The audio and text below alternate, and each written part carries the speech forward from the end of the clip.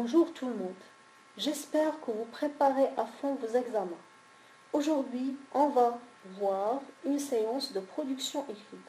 Ensemble, on va voir comment rédiger un texte argumentatif et vous aurez un exemple pratique. Restez jusqu'à la fin de la vidéo. On va commencer par une petite définition. Le texte argumentatif vise à soutenir, à défendre ou réfuter une thèse. Ça veut dire un point de vue. On essaye, dans le texte argumentatif, de convaincre ou de persuader le lecteur à propos d'un sujet ou d'un thème qui vous est proposé dans la production écrite. Cela est réalisé grâce à des arguments enchaînés. Voilà ce qu'il faut retenir de la définition suivante. Les notions de base aujourd'hui sont les suivantes. Argumenter, c'est défendre une thèse ou un avis. Vous avez deux variantes. Soit vous allez convaincre, ça veut dire cibler la raison du récepteur avec des arguments qui sont plutôt logiques, ou vous allez essayer de persuader, ça veut dire cibler les sentiments de l'interlocuteur grâce à des arguments qui touchent la sensibilité. Nous, aujourd'hui, on va essayer de convaincre. On va voir aujourd'hui que pour réussir un texte argumentatif, on doit faire attention à l'enchaînement du raisonnement. Ça veut dire qu'on doit choisir les connecteurs logiques convenablement, comme les conjonctions de subordination, de cause, de conséquence, de comparaison, de but, selon votre besoin. Aussi, on peut employer les expressions de coordination pour que le texte soit cohérent. La qualité des arguments doit être pertinente. On doit éviter les répétitions et choisir les arguments les plus convaincants. Parce que sûrement, vous allez travailler sur vos copies de brouillon. Là, lorsque vous allez récolter les idées, à vous de choisir les arguments les plus clairs et bien sûr, vous allez omettre les arguments qui vous paraissent un peu fragiles aussi. Il faut faire attention au plan de la production. Un texte argumentatif est basé surtout sur la logique. Vous devez avoir des étapes selon le plan que vous allez choisir. Parce que pour faire un raisonnement, il y a plusieurs types. Il y a le raisonnement par analogie, inductif, déductif. Bien sûr, ça, ce n'est pas notre sujet aujourd'hui, mais si vous avez un plan, vous devez le suivre. Aujourd'hui, je vais vous proposer un plan général d'un texte argumentatif. Vous devez avoir 3 étapes. L'introduction, le développement et la conclusion. Dans l'introduction, on essaie de présenter la thèse à argumenter d'une manière générale. Bien sûr, le thème ou la thèse, vous l'aurez dans le sujet qui vous est proposé et vous pouvez bien sûr donner des questions auxquelles vous allez répondre dans le développement. Pour entamer l'introduction, vous pouvez choisir l'une des expressions suivantes. Par exemple, de nos jours, on remarque que, actuellement on constate que, un sujet brûlant d'actualité est celui de, un phénomène écologique est en vogue ou un phénomène social. Si on vous propose de parler de la pollution, vous allez dire un phénomène écologique est en vogue aujourd'hui est celui de la pollution. Si on vous propose par exemple de parler de la drogue, vous allez dire un phénomène social est en vogue aujourd'hui est celui de la drogue. Parce que la plupart du temps, les sujets proposés sont des sujets d'actualité. Et bien sûr, là, c'est une note à laquelle vous devez faire attention. Les sujets, la plupart des sujets qui sont proposés sont des sujets qui sont puisés dans votre quotidien. Après, dans le développement, vous devez argumenter. Là, on doit exprimer clairement notre point de vue. Après, on va faire un enchaînement logique grâce à des connecteurs logiques et on doit surtout vérifier le choix des arguments. Là, je vous propose bien sûr des expressions à utiliser. On peut dire personnellement, je pense que, je considère que les verbes d'opinion.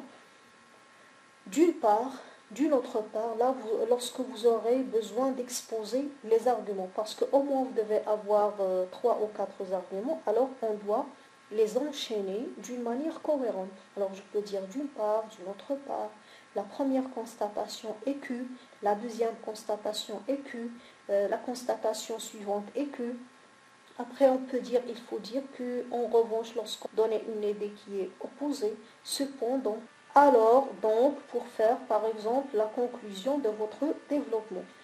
Alors, la conclusion est l'étape finale. Pour conclure, vous avez deux choix. Soit vous allez insister sur le sujet qui est déjà abordé et vous allez bien sûr donner votre point de vue, soit vous allez faire une ouverture sur un autre thème en rapport avec celui qui est exposé dans le sujet. Alors, voilà les expressions que vous pouvez utiliser. Pour conclure, on peut dire que, en guise de conclusion, on estime que, donc on peut conclure ce qui suit, et vous allez donner bien sûr votre phrase. Vous devez savoir que l'introduction et la conclusion restent les deux étapes les plus restreintes, et que le développement, bien sûr, doit être un peu plus long parce que c'est là que vous allez faire l'argumentation. Passons maintenant pour voir l'étape suivante. Voilà le sujet que je vous propose aujourd'hui. Et c'est un sujet qui est vraiment d'actualité parce que vous savez bien que dans ce confinement, on parle de l'enseignement à distance. Alors voilà la question qui est proposée.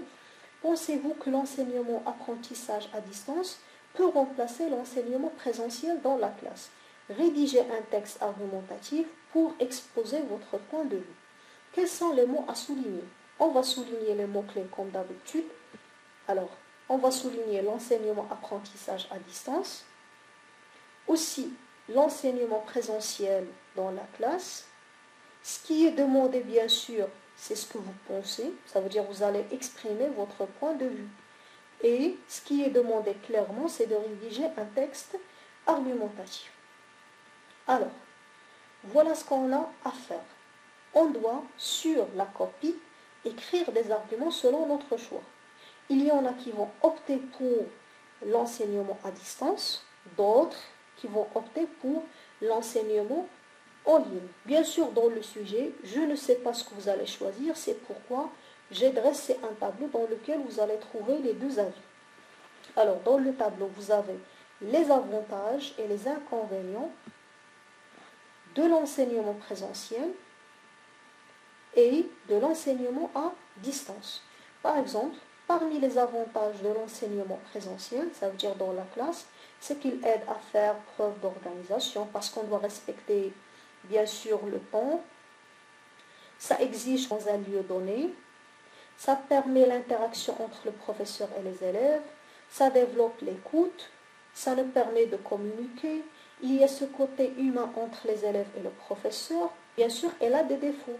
Par exemple, ça reste une méthode qui est un peu traditionnelle, qui ne rime pas avec le développement technologique dans le monde entier. Ça veut dire qu'il faut s'ouvrir sur l'enseignement en ligne. Ceux qui vont parler de l'enseignement à distance, ils auront besoin des idées suivantes. L'enseignement en ligne, bien sûr, ça nous permet d'être en ligne, ça veut dire d'avoir des nouveautés, de regarder la télévision, de discuter avec des amis, d'organiser bien sûr des fêtes, d'avoir des rendez-vous, de faire des courses. Bref, l'enseignement en ligne nous ouvre des opportunités. Aussi, on remarque que les meilleurs instituts et universités du monde proposent des formations à distance. Ça veut dire qu'aujourd'hui, tout le monde utilise l'enseignement à distance. Aussi, ça permet de ne pas perdre le temps et l'argent pour se déplacer. L'apprenant peut étudier depuis n'importe quel appareil connecté à l'Internet. Ça veut dire qu'il n'est pas essentiel d'être dans la classe. Aussi, on n'a pas besoin d'être présent physiquement pour apprendre. Mais il y a aussi des inconvénients. Les personnes ou les apprenants éprouvent des difficultés à prendre l'apprentissage au sérieux parce qu'il n'y a pas cette autorité du professeur, il n'y a pas ce respect de la charte de la classe lorsqu'on est loin, lorsqu'on est connecté à l'Internet. Alors, bien sûr qu'on ne va pas utiliser tous ces arguments, on va choisir selon notre besoin. Aujourd'hui, j'ai choisi d'opter pour l'enseignement présentiel. Voilà le plan de la production. À l'introduction, on va parler en général, on va parler de l'enseignement présentiel et l'enseignement en ligne. Voilà.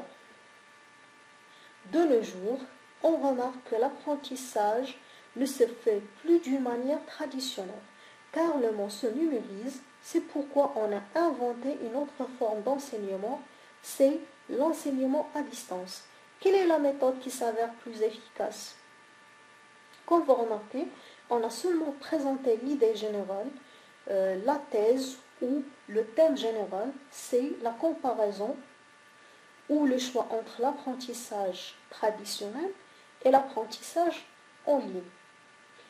On va exprimer clairement notre point de vue dans le développement. Alors remarquez, personnellement, je pense que l'apprentissage à distance ne peut remplacer l'apprentissage présentiel dans les classes, pour plusieurs raisons. D'une part, l'apprentissage en présentiel aide à faire preuve d'organisation, puisqu'il faut être présent dans un lieu à une date et heure spécifique. D'une autre part, cela permet d'interagir avec le professeur et les autres apprenants. Cela facilite d'écouter et de parler directement, sans aucun obstacle. Aussi, il y a ce côté humain entre les membres d'une classe. En revanche, beaucoup de personnes éprouvent des difficultés à prendre l'apprentissage en ligne au sérieux et d'autres n'ont pas les moyens et les outils pour y participer. Alors vous allez remarquer que dans le développement, on a commencé par exprimer clairement notre point de vue. Ça veut dire que l'apprentissage à distance ne peut pas remplacer l'apprentissage présentiel. On a répondu à la question qui est posée dans le sujet. Après, on va exposer les arguments. D'une part, d'une autre part, en revanche, aussi. Alors ça, ce sont ce qu'on appelle les connecteurs logiques. Alors vous allez remarquer qu'on a utilisé les arguments, on les a coordonnés ensemble. Passons maintenant pour voir la conclusion. En guise de conclusion, on peut dire que l'enseignement présentiel reste essentiel dans le parcours scolaire, mais on ne peut nier l'importance de l'enseignement en ligne que je considère complémentaire pour consolider et combler celui fait dans la classe. Finalement, il faut savoir que toutes les méthodes sont bonnes pour apprendre. Vous allez remarquer que dans la conclusion, on a essayé de combiner entre les deux méthodes d'apprentissage. Alors, voilà le résultat lorsqu'on va enlever le tableau. Le sujet est le suivant. Le sujet est bien articulé, les idées sont claires et cohérentes parce que tout simplement, on a un raisonnement dans la tête, vous avez les arguments, il ne vous reste qu'à les joindre ensemble pour avoir un texte qui est logique. Bien sûr, après cette étape, vous allez faire l'affinement. Si vous voulez bien sûr ajouter quelque chose, si vous voulez, voilà. C'était l'exemple d'aujourd'hui. J'espère que la leçon vous a été utile. À la prochaine.